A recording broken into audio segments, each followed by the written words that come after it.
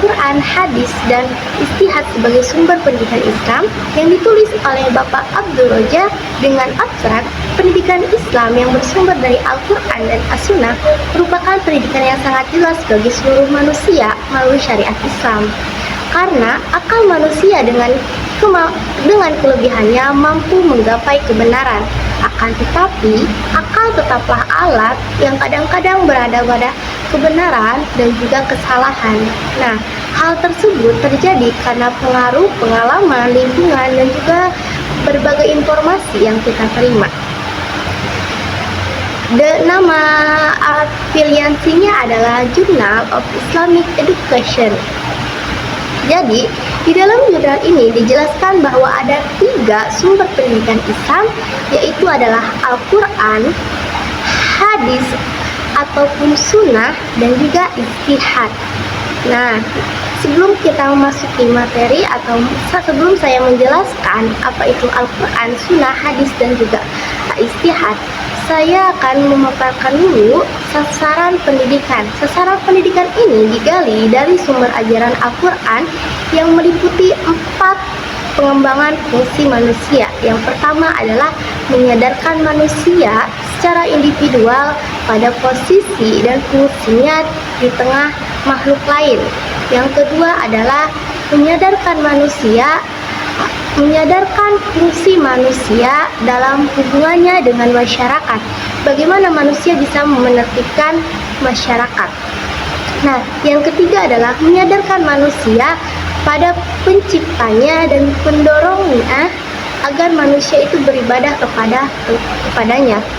Lalu yang keempat atau yang terakhir itu menyadarkan akan kedudukan manusia dengan makhluk lain, serta hikmah Tuhan menciptakan makhluk lain. Nah, itu adalah beberapa saran pendidikan.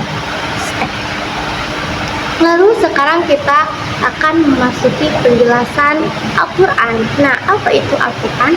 Al-Quran secara harfiahnya berasal dari bahasa Arab, yaitu qira'a, yang artinya bacaan atau bisa disebut segala sesuatu yang dibaca.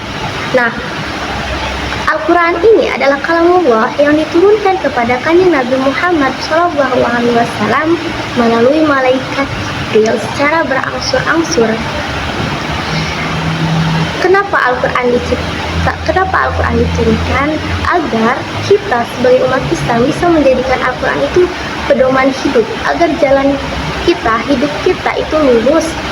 Nah, Al-Quran yang kita lihat sekarang tidak ada pada zaman Nabi Muhammad SAW. Pada pemerintahan atau Khalifah Abu Bakar, nah, terjadilah perang Yamamah ya. Nah, di sana banyak sekali para penghafal Al-Quran yang gugur di medan perang. Di situ Umar pun berkata kepada Abu Bakar, ayo kita bukukan Al-Quran, ayo kita modifikasi Al-Quran, karena jika tidak Al-Quran bagaimana nanti umat Islam ke depannya. Tetapi Abu Bakar menolak. Kenapa Abu Bakar menolak? Karena beliau berkata, Kanjeng Nabi Muhammad SAW tidak pernah memerintahkan kita untuk melakukan itu, dan beliau pun tidak pernah melakukan itu. Jadi Abu Bakar keberatan untuk melakukan itu karena tindakan itu tidak pernah atau tidak ada pada zaman Nabi. Tetapi setelah berdebat, setelah beradu argumen antara Abu Bakar dan juga Umar, nah di situ Umar pun menyadarinya. Di situ Abu Bakar pun menyadarinya bahwa benar jika kita tidak membukukan Al-Quran, nanti ke depannya bagaimana umat Islam bisa menjalankan hidupnya sehari-hari jika tidak ada pedoman hidupnya. Jadi dibukanlah.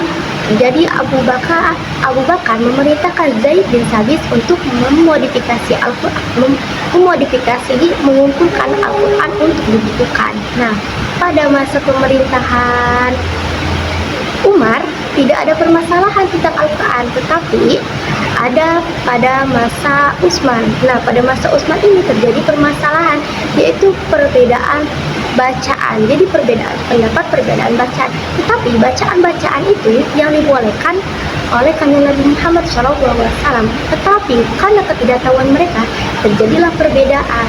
Nah, di situ adalah pola penulisan Utsman yang kita sebut mushaf Utsmani. Nah, dari itulah sedikit cerita singkat tentang pembukuan Al-Quran. Jadi pada masa Nabi Muhammad SAW tidak ada buku. Para penghafal Al-Quran mereka menghafal dengan cara dari mulut ke mulut. Dan Nabi Muhammad SAW menyampaikan dan mereka pun mendengarkan sambil menghafalnya. Nah, jadi intinya Al-Quran dijadikan pedoman hidup karena segala peristiwa yang ada di dunia ini tercatat dalam Al-Quran dan memudahkan umat Islam untuk mengetahui hukum-hukum yang ada di dunia atau di alam ini. Lalu yang kedua adalah hadis atau sunnah. Yang pertama kita akan menjelaskan sunnah. Sunnah berasal dari bahasa Arab yang artinya jalan lurus. Nah, sunnah adalah peristiwa segala sesuatu atau peristiwa kejadian yang melembaga atau dihadisi. Jadi sunnah Rasul adalah peristiwa atau kejadian yang ada pada masa kanjeng Nabi Muhammad SAW. Nah, lalu sedangkan hadis itu adalah perkataan, perbuatan, juga penetapan Nabi Muhammad SAW. Nah, dari kedua sunnah dan hadis itu kerap disebut serupa atau sama karena kedua-duanya sama berhubungan dengan Nabi Muhammad SAW.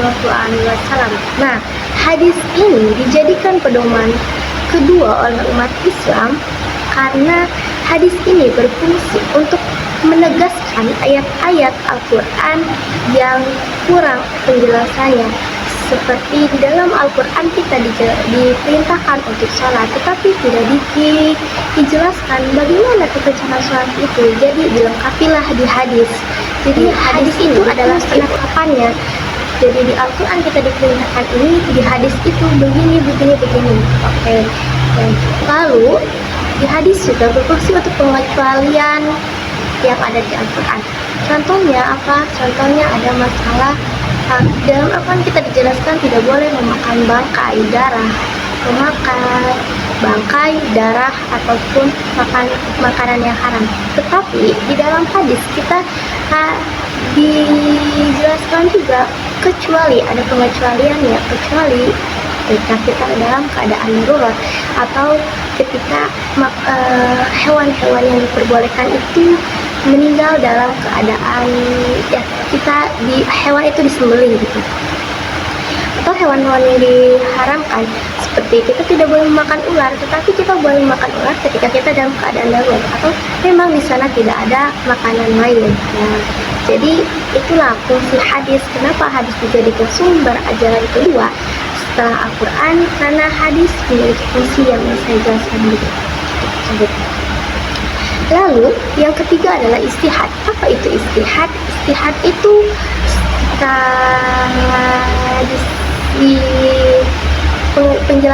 penjelasannya itu kan hadis istihad. Istihad itu adalah kesepakatan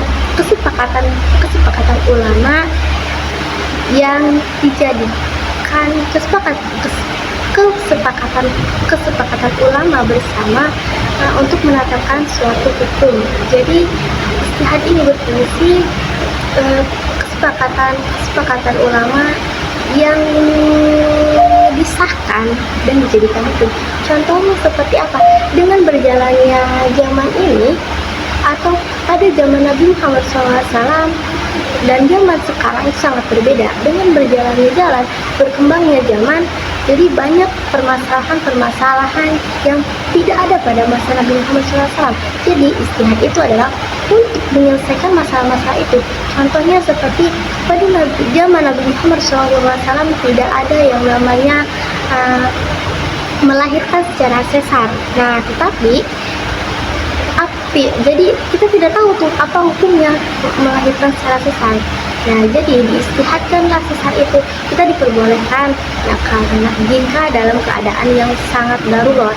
Nah, jadi itulah yang dimaksud dari istihad. Jadi istihad ini sebagai sumber hukum yang ketiga. Jadi mungkin itu saja yang dapat saya sampaikan atau katakan. Maaf apabila banyak kesalahan. Wassalamualaikum warahmatullahi wabarakatuh.